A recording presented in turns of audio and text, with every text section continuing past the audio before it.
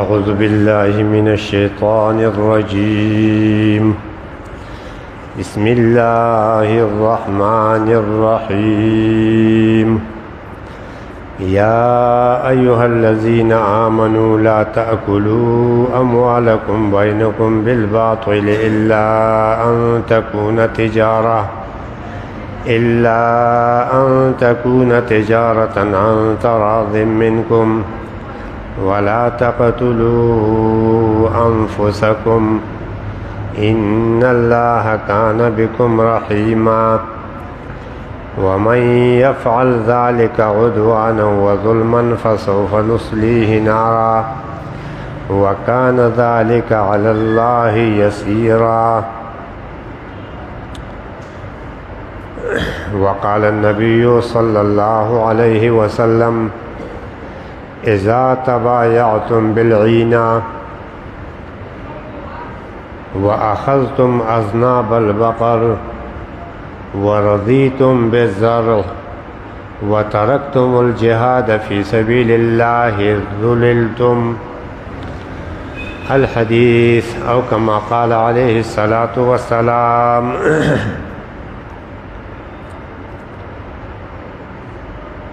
د ژوند د ضرورتونو یو ضرورت اغستل خرڅول دي چې هغه ته موږ تجارت وایو یا نوکری ملازمت ته،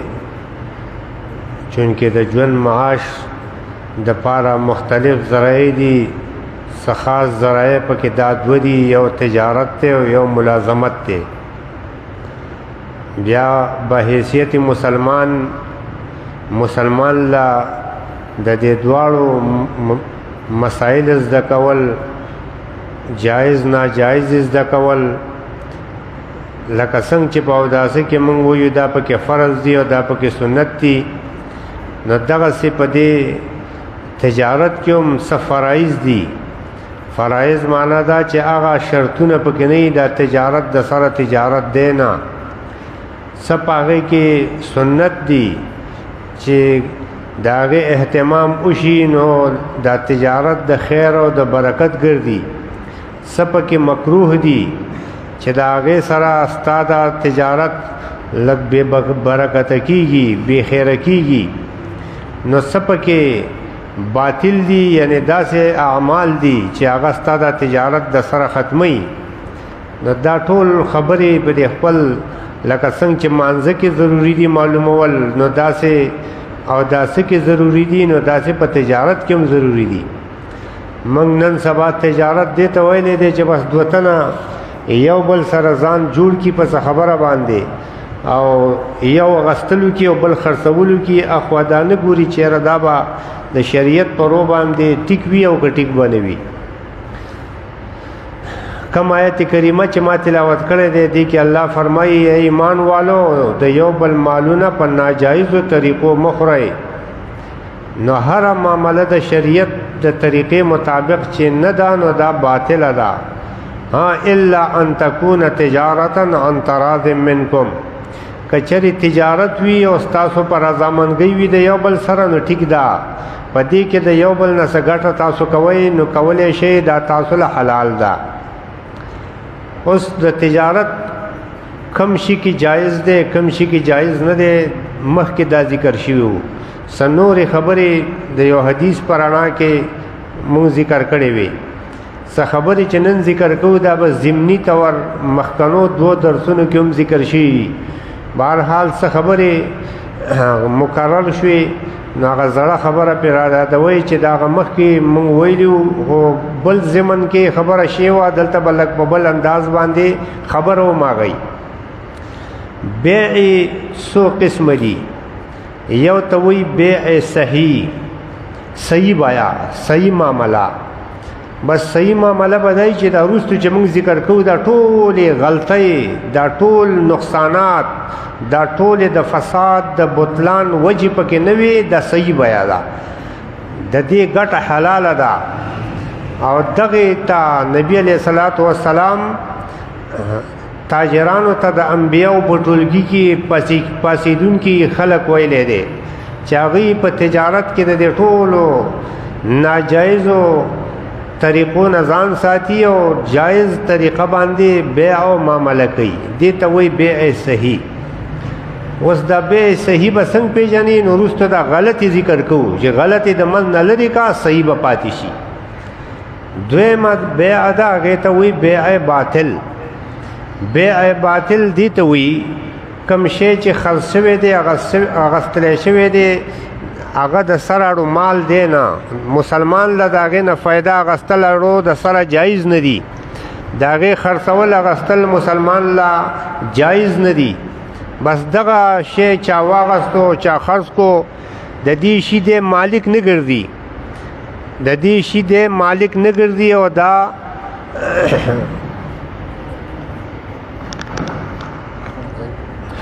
په دې باندې چې کومې پیسې واغستی شوې، پیسې حرام دي، دغه معامله د سره اړو معامله ده نه. دویم اغستلی شوی شی، خرڅ شوی شی مال دی، خو څه خارجي وجه پکې د ناجایز کېدو راغلی ده چې هغې ذکر موږ مخکې جمعې په ورځ باندې کړی و، هغه ټول بیا نه ذکر کوو، منځ کې پکې هغه ذکر کېږي. څه اوس څه خبرې موږ چې مخکې جمعه نه وي ذکر کړې، د دې ځای نه وروسته اوس هغه دي. یوه خبره هغه دا ده چې یو بیع ده، هغې ته بیع موقوف وایي. یاره یو دا میک چېرته واخلي دغه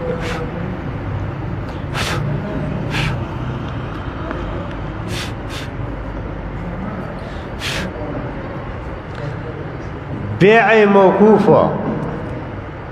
موقوف په تاسو پیژنئ یو شی بندول او ایثارول. بیع موقوف دې ته وایي یو سړي خپل شی نه دی خرڅ کړی، خو لږ د دې نه مخکې راشي یو بله خبره ذکر کوو، نو تاسو ته به بیع موقوف معلومه شي چې دا د چا معامله ده. اغستل خرڅول چې کېږي نو دا په څو طریقو باندې کېږي. یو سړی د یو شي مالک دی او هغه شی خرڅوي، دکې د اغستلو خرڅولو اهلیت شته او دی مالک دی، نو دی تصرف په طریقه د ملکیت باندې کوي. دویم مالک نه دی، دی مالک نه دی، خو دی د هغې کې ولایت دی، دله د هغې د تصرف اختیار دی چې دی په هغې کې اختیار د خرڅلو خرڅولو کولی شي. مثلا د نابالغ زوی دی، د نابالغ زوی مال دی، ملکیت دی، د نابالغ بچی مال کېدی شي که نه، څوک له څه شی ورکي، هبه کې ورته څه شی. تاسو ګورئ دا خیال وکئ د ماشوم له خلک پیسې کله ورکي، وایي دا د دې ماشوم پیسې دي، دا د پلار نه دي. ګورئ ښه، دا پیسې د دې ماشوم ملکیت دی، ولې ته به وایي دا د ده دي، جدې دې ځان له لګوي، نو په دې باندې خو هغه پوهېږي نه په چل باندې، نو دا به دا پلار د دې ماشوم ولی دی، د ده د مال متصرف او اختیارمند دی، نو دا پلار به د ده په مال کې تصرف کوي، دله به اغستل خرڅول کوي. یا مثلا رور مړ شو، رواره پاتې شو، نو هغه دا رور د دې خپل رواره نگران دی، دته ولی وي، د هغه د مال د اغستلو خرڅولو اختیار د ده دی، خو مال د ده نه دی. ګورې دې ته ویلی کېږي تصرف په طریقه د ولایت باندې. نو دا د ولایت په طریقه باندې کله کله سړی د بل مال دی، خو چونکې دی ولی دی، دی اختیارمند دی، دی د هغه شی اخلي او خرڅوي، دا معامله هم ټیک ده. خو په دې کې به ضروري دی چې د هغه د خیر او د فایدې په ځای به یې خرڅوي، یعنې هغه له به ګټه او فایده ګوري، نقصان به نه ګوري. اتفاقي نقصان وشوه جدا خبره ده. دریم تصرف په طریقه د وکالې باندې دی. تصرف په طریقه د وکالې دا دی،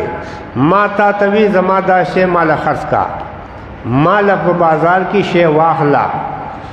اوس ته ځان له نه اخلې، ته مال اخلې، دې ته ویلی کېږي وکیل. نو دی وکیل چې کوم اغستلو خرڅولو تصرف کړی دی دا داسې دی لکه چې ما کړی ان شاء الله د دې متعلق چې وکیل څه احکام دي دا به په خپل ځای راځي تفصیلی خبره ده وکاله خو د تصرف د حد پوری یو اغستلو خرڅولو اختیار وکیل لره دی دریشو سلورم نه سړی د شي مالک دی نه دی د چا د مال ولایت او اختیار د تشتا نه دی چا وکیل جوړ کړی دی د په سر پیټه پراته ده او د بل شي خرڅوي تا ته پته ده چې دا فلان کې سړی دا شی خرڅوي ګاک راغی تا بیا هغه خو یاسې هم خرڅوي تا ته یې وایي دي نه دي چې مال یې خرڅ کا خو زه هلکه دا ما په تا خرڅ کو شی خو تا خرڅ کو خو پردی دې خرڅ کو هغه له دې اډو خرڅ کو ځان له دې نه خرڅ کړی خو بغیر د اجازت او د امر نه دې خرڅ کړی دی آیا دا بیه څنګه ده په شریعت کې دې ته وایي بیع موقوف دا بیه به موقوف وي د دې کې جایز کېدل نافذ کېدل نه نافذ کېدل دا لا موقوفه ده په اجازت د مالک پورې چې هغه مالک اجازت وکړو چې آو تا چې کومه معامله کړې ده زما خوښه ده بیه ټیک شوه که هغه اجازت ونه کړو چې دا زه خو نه خرڅوم دا خو زما ځان له پکار دی دا بیه ختمه ده هغه اغستونکي په دې پورې نشي نښتې چې دا خو په تا ما باندې خرڅ کړی دی هغه خرڅ کړی دی او پردی مال یې خرڅ کړی دی فقه کې دې ته تصرف د فضولي هم وایي دا به په نکاح کې هم راځي نکاح فضولي بیع د فضولي دا موقوف ده په اجازت پورې اجازت شو ټیک ده اجازت ونه شو نو دا بیه چې ده دا ختمه ده ما تا ته یو ټکی ووي چې په بیو کې یوه بیه ده موقوف بیه تا موقوف بیه معلومه کړه چې د دې ړمبنو دریو واړو بیه صحیح ده نافذ ده خو دا څلورم قسمه چې نه یو سړی مالک دی نه ولی دی او نه وکیل دی د اغستل او خرڅول کوي د چا لپاره یا بازار کې و یاره دا شی مې خوښ شو تاله مې واغستو ما ویلي نه دي دارنګې نو چې کله ما هغه وکیل نه دی جوړ کړی او شی مال علي نو که ما زما خوښ دی نو ټیک شوه زما دپاره بیه شوه که زما خوښ نه دی ځان له به د اغستې نو دا تصرف د غیر چې په طریقه د وکالی هم نه په طریقه د ولایت هم نه او په طریقه د ملکیت هم نه نو دا تصرف موقوف دی په اجازت پورې یو قسمه بیه پکې دا ده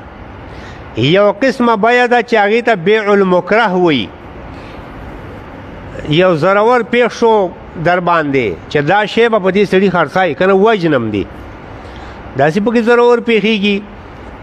نو دې ته بیع المکره وایي ستا د خوښې نه بغیر ستا یو شی ستا باندې خرڅوي په بل باندې په زور باندې بیع المکره چې دا بیع نه ده که چرې دا اکراه د دې سړي یا کوم سړی چې به د زور کوي چې خامخا به یې خرڅایي د ده دا زور ضابطه ختمه شوه او بیا دا سړی راضي دی چې یاره زه پرېږده خو جو شی و زما هم ضرورت نه و او جو خرڅ مې کو ټیک ته بیا خو که چرې هغه زور والا د منځه ووتو او د دې اختیار شته د دې شي د واپس کولو واپس کوي نو واپس کولی شي هغه ړمبنۍ بیه هغه بیه ټیک نه وه هغه خو دې مجبوره شوې و چې دې وجنه مه کنې دا شی خرڅوه دې ته بیع المکره وایي بیع المکره هم څه شی نه دی ګورې ښه کله کله بیع د مکره نو کله شرا د مکره مې ګورې ښه موږ دا کوو په دکان کې څنګه کوو زورور په دکاندار پیښ شي نرخ ورسره کوي دا شی په دومره راکړه هغه وایي په دومره دی دکاندار پې راضي نه وي پیسې ورته وغورځوي وایي ستا که خوښه ده که خوښه نه ده ما شی یوړو هغه غریب مجبوره وي د عزت نفس د وجې نه دا بل زورور دی خو لاس مې ورته شی راخلمه جو څپېړه مې ویجو نور څه راته نقصان را رسوي دا بیه نه ده ګورې ښه ځکه الله وایي الا ان تکونه تجارتا عن تراض منکم تجارت بس تاسو پر رضامندګۍ وي نو اکراه کې رضامندګي نشته دا بیه نه ده ګورې دا تجارت نه دی نو که چرې د زړه نه پې بیا چا منې اکراه شوې ده د رضا شو خو ټیک ده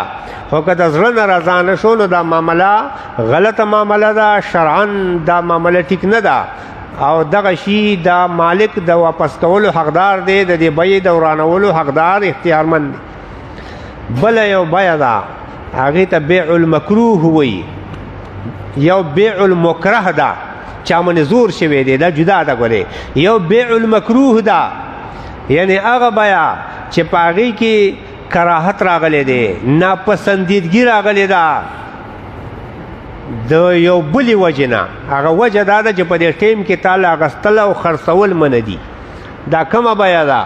دا د اذان د جمعې نه پس د مانځه د کېدو پورې په دې ځای کې بیه کول دا مکروه دي. زمونږ ښه بانګونه به شوي، دکاندار دکان کې ناست دی، بل ځای بل ځای ناست دی، بل ځای بل ناست دی، چې د جمعې ړمبې اذان وشو الله حکم دا دی اذا نودي للصلاة من يوم الجمعة فاسعوا الى ذکر الله وذر البيع. بس چې اذان وشو نو تاسو ذکر الله ته قرآن ویلې کېږي جمعات کې، نو تاسو هغې ته ځئ، وذر البيع اوس اخیستل خرڅول پرېږدئ. نو په دغه وخت کې د اذان نه پس تر مانځه پورې که چا اخیستل خرڅول کړي بیه شوې ده، د دې شي دی مالک دی، پیسې حلالې دي، خو دا معامله شرعا ناپسندیده ده، دې ته ویل کېږي بیع المکروه، ناپسندیده معامله. نو دا ناپسندیده معامله ده، په دې وخت کې اخیستل خرڅول دا مکروه دي، شرعا پکار نه دي. داسې یو بیو کې یو بل معامله کېږي غیر شرعي، هغه دای کله کله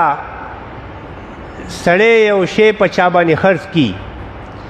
او هغه د هغې ټولې پیسې په مقور نه کي، لږې پیسې ورکي. وایي که چېرې تا دا بیه باندې ستومانه شوې نو دا پیسې به زمایي، دا پیسې به زمایي او زما شی ما ته واپس کا. دې ته زمونږ خلک عام طور سره پیمانتیا وایي. یا کله کله خلک داسې وکړي چې 10,000 روپۍ او 20,000 روپۍ پیمانتیا کې دي، که ته پیمانه شوې زه به 10,000 در کومه بیه به روانوي، او که زه پیمانه شوم ته به دومره راکای راله او بیه به روانوي. دا شرعا ناجایز دي، دا شرعا ناجایز دي. حدیث کې راځي نهى رسول الله صلی الله علیه وسلم انه نهى عن بیع العربون وفي روایت عن بیع العربان. حدیث کې عربون او عربان ته کې چې کوم ځای راغلی دی عالمانو له طالبانو له مخې ته راغی، هغه دا بیه ده. هغه دا ده چې دا مخې ته کومې پیسې چې ورکړې شي دي د بیې د روانولو په شک په موقع باندې دغه بیعانه ضبط کول. خو یو بل اشکال دی، مسلې پیدا کېږي د هغې حل پکار دی. مسله دا ده سړي تاله خو پیسې ټولې نه دي درکړي، لږې پیسې درکړي دي، شی اخیستی دی، سبا دله پیسې نه درکوي، وایي بس خو دا شی دې واپس واله زما خوښ نه دی. او اوس که ته وایي چې یاره او اوس د هغې مثلا بازار کې نرخ هم راغورځېدلی دی، که شی واپس کوي تاله بل ځای تاوان کوي، که شی نه واپس کوي هغه دله پیسې نه درکوي، بدوه کې ونښتې. او کوي نه شی به تې واپس کما، خو ما تې 10,000 روپۍ اخیستې دي، زه خیر دی که قیمت غورځېدلی دی دا 10,000 روپۍ به ضبط کما. نو دا خو تا مسله زده کړه چې دا بیعانه خو ضبط کولی نه شي، دا تاله ناجایز دي. اشکال راغی، چې اشکال راغی د هغې دپاره طریقه دا ده، د هغې دپاره طریقه دا ده چې دغه سړی هسې هم چونکې دا شی خو دې سړي ته چې واپس کوي خپل تاوان کوي که نه، ځکه هم شی واپس کوي هم 10,000 روپۍ هغه ته پرېږدي په بیعانه کې، په ستومانتیا کې. دا شی دې په بل ځای باندې په ارزانه خرڅ کي، مثلا په 1 لاکھ اخیستی دی، 10,000 بیعانه ورکړې ده، دې په که دا شی ده ته واپس کوي نو 10,000 روپۍ ځي، سرو کې خو لاړې که نه، شی خو واپس شو، د ده خوښ نه دی، ریټ یې غورځېدلی دی. دا شی دې بل ځای خرڅ کي او هغه پیسې دي دې سړي له ورکي بیعانه دي پکې ورکې د لاک منې د اغستې دی 10,000 ورکړي دي 10 کم په 1 لاک دی خرڅ کی هغه 10 کم 1 لاک چې خرڅونکي له ورکي نو 10,000 خو هغه مخکې ورکړي دي هغه تخپل 1 لاک ورسېدي خبر اخلاص شو د خوازم تاوان کو په یو شکل کې یا په بل شکل کې بهرحال عالمانو یې سنو صورتونه هم شکلونه هم لیکلي دي خو یو شکل د هغې دپاره دا دی چې په دې طریقه باندې دی هغه خرڅونکی چې دی د هغه کنډه پوره کړلی شي خو دا چې یاره په منځ کې بیعانه یعنې ستومانتیا یې ښودل او بیا هغه بیعانه په هغه ستومانتیا کې ضبط کول شرعن دا ټیک نه دي نبي علیه السلام ته منع کړې ده یو بله ناجایزه معامله ده هغې ته بیع العینه وي د بیع العینی یو څو صورتونه دي زمونږ معاشره کې بالکل هغه رایج دي او خلک یې کوي نبی علیہ السلام څومره په بدو الفاظو باندې د هغې ذکر کړی دی حدیث کریمه مې مخکې ستاسو د مخې تلاوت کو نبی علیہ السلام فرمایي اذا تبایعتم بالعینه کله چې تاسو بیع العینه شروع کوئ څه شی دی وروستو شکل ذکر کوو واتخذتم اذناب البقر او د څاروو لکۍ ونسئ د څاروۍ لکۍ نیول څه بس هر وخت څاروي سنبالول بل څه ته نه دی اوزګار یا زمینداره په هغې باندې صرف کول ورضیتم بالزرع او تاسو صرف پر ځان مطمئن او خوشحاله کوي په کرونده باندې وترکتم الجهاد فی سبیل الله د الله د دین مجاهده پرېږدئ د کم موقع باندې چې د الله د دین مجاهده کیږي هغه پرېږدئ هغې ته نه اوزګارېږئ نو الله نبی علیہ السلام وی ذلیله بشئ ذللتم ذلیله بشئ دوه خبرې خو نورې دي خدای یو پکې نبی علیہ السلام بیع العینه ویلې ده چې تاسو بیع العینه شروع کوئ ذلیله بشئ آیا دا څه شی دی د دې یو مثال دا دی ستا پکار دي پیسې ما سره پیسې شته یا نشته خو ما ځان له موقع غنیمت وګاڼه چې دته خو پیسې پکار دي خو که زه پیسې ورکوم او چېره په دې باندې به ماله دومره منافع راکای خو خلک به وایي چې پلانکي خو سود وکړو نو د سود د نوم د بچاو دپاره څه چلو کي یاره داسې کار به وکړو که نه چې دا شی دی د ما سره د دې بازار کې قیمت دی مثلا 1,000 روپۍ ټیک شو خو زه به تاله په ودار درکمه په 1500 او د ودار د وجې نه خو زیات قیمت خیر دی مقرر کېدی شي او ته ځان له خرڅ کا پیسې پې نقدې کا خپل کنډو پې وکړه نو هغه زمانه واغستو په 1,000 روپۍ هغه ځان له مخې ته په 1500 په وداره هغه مخې ته ځان له خرڅ کو په 1,000 روپۍ څه چلو شو هغه 1,000 روپۍ په کار وي 1,000 روپۍ ورته میلاو شوي خو د قرضو په شکل وله چا ور نه کړې د سامان په شکل یې ورکړې اوس دې ته بیع العینه د څه وجې وایي عالمانو دپاره ټکی ویم یو دی دین یو دی عین دا پیسې نه دي دې ته دین وایي نو هغه خو پیسې په کار وي هغه خو زما نه څه شی نه اخیستو د بایې هغه خو دې ته مجبوره شو چې پیسې ما ورکولې نه نو هغه وی یاره زه خو د دې نه به پیسې نقدې کړم خو نقصان څه وشو نقصان دا وشو چې د هغه د مجبورۍ نه مې فایده واغسته او شی مې پې د بازار د ریټ نه ګران خرڅ کو د 1,000 شی مې پې په 1500 او په 1200 خرڅ کو دا بیع العینه ده اوس که چېرې داسې تا وکړو چې هم د هغه ضرورت دی تا سره پیسې نشته وایي وروره دا شی را سره دی که ځان له خرڅ کا او جو پیسې پې نقدې کا په مناسب قیمت دی ورکو هغه مناسب قیمت باندې ځان له په بازار کې خرڅ کو تعاون دی ورسره وکړو ښه خبره ده دا بیع العینه شکل د هغې دی خو حقیقت کې چونکې تا څه زیاتي منافع په هغې کې ونه کړه خو دا بله طریقه باندې چې کله کېږي چې کله پیسې نقد ورنه کې او شی وله ورکې هغه شی اخیستل مقصد نه دی ګورې هغه د دې سره ضرورت یې نشته هغه پیسې نقدوي نو د پیسو د نقدولو دپاره په ودارې ګران شی واغستو او په نقدو یې په ارزانه خرڅ کو دا کار څوک کوي د عام خلک دا خلک وي دا انډر پلو والا انډر پلی دا انډر پلو هم دقه شي چې په ودار باندې ګران هلي او په نقدو یې ارزان خرڅوي او بس هر چا پسې ځي نو هغه څه کوي پیسې ول څوک نه ورکوي شی په ګران خرڅوي په ودار او بیا ویا پیسې مې غر کې شوې پیسې بغیر کې دي نه چې هغه شی پس نقد په ودار باندې اخلي او په نقد ارزان خرڅي نو دا شی کانډو به کم ځای نه پوره کوي نو سبا به گاډي پسې خرڅي نو کور پټې به خرڅي نو بیا به زی تختی با ای پلان کو باندر پلو کې دومره و تختولي نو تختی به نه چې تا د سود معاملې سره کوله دا خو تا د خپل لاسه کړی دا تا د خپل لاسه کړی دا نو دیو د بیع العینی دا مثال دی دا شکل دی نبی علیہ الصلوۃ والسلام دا منع کړی دا محمد ابن حسن شیبانی رحمه الله هغه وی تی د دې معاملې زما په زړه کې د غرونو په شان ګناه را تخکاری وره د دې معاملې زما په زړه کې دومره لوی ګناه را تخکاری لکه د غرونو عمر لوی وره دا وی سود خورو خلق ځان لا د سود خورلو د پاره یو ذریعہ او یو بانه جوړه کړی دا یو بانه جوړه کړی دا چې ستاج د زرو شه دی او هغه په بل باندې په 1500 باندې خرج کا او هغه به ځان له 100 روپے خرج کی او طالب 1500 در کی او شیخ خو دې د 100 روپو کنه یو غره خبره راځه چې تا دې شي ته ضرورت دی پیسې د سره نشتا او زمانه د ودار باندې ګران اخلي دغه سود نه دی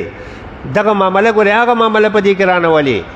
هغه کې د فقه کې دغه د پاره ويزاد فی الثمن لاجل الاجل جدا مسله دا ان شاء الله هغه په خپل موقع باندې راځي خدا دا شکل دی چې تا شي ته ضرورت نشتا استا پیسو ته ضرورت ته خو د دې پیسو نقدولو د پاره زمانه دا شی اخلي نو که زه در باندې ګران خرڅ کم نو دا ګران خرڅول د بازار د ریټ نه دا بیع العینه دا او دا ناجایز او حرام دا دویم شکل د بیع العینه هغه بل دی لګ د دینه بدل دی هغه کې یو بل نقصان مشتا هغه دا دی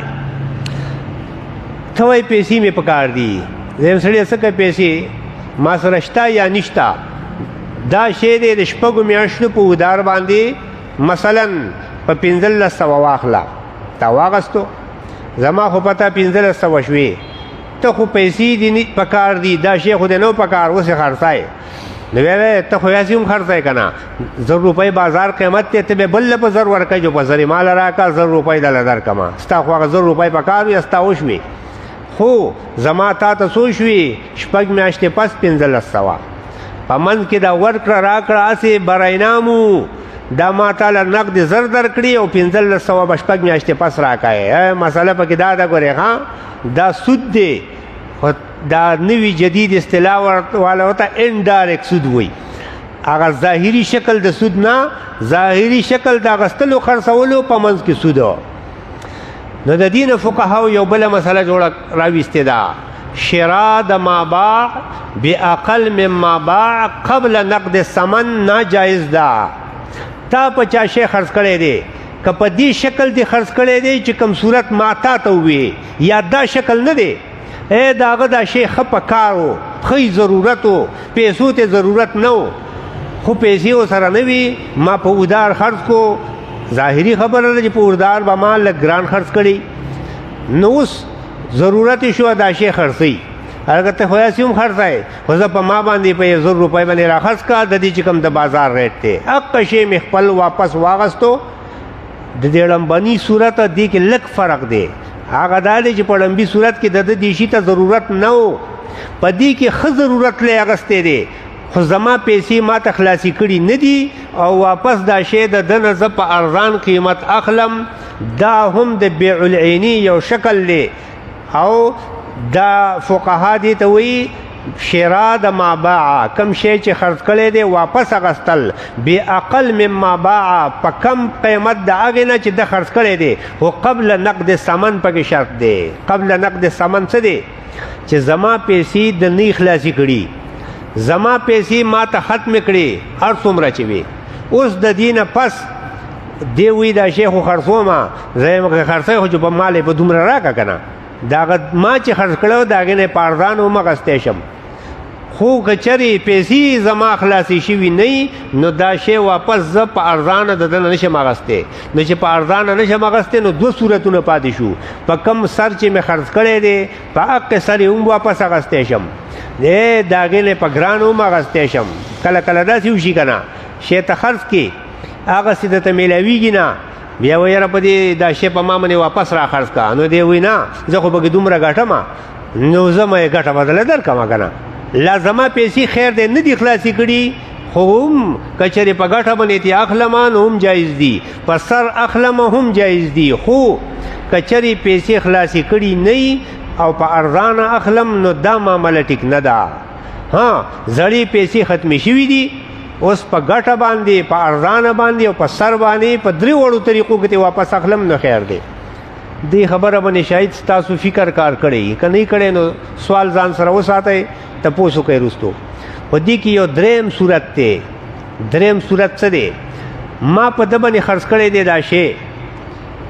په 1500 باندې د شپږو میاشتو په ودار ټیک شو د ضرورت شو د خرڅ زما پیسې نه دي راکړي د خرڅ کو په ده په 1000 روپۍ دی وایي زه یې خرڅوم اوسه آیا اوس زه د خپل شی واپس اخیستی شم په ارزانه که نه ده خو په 1000 اخیستی دی په 1000 یې مال راکوي خو ما په 1500 خرڅ کړی او ده زما پیسې نه وې خلاصې کړې په منځ کې د ده نه زه نه اخلم منځ کې پکې دریم تن راغی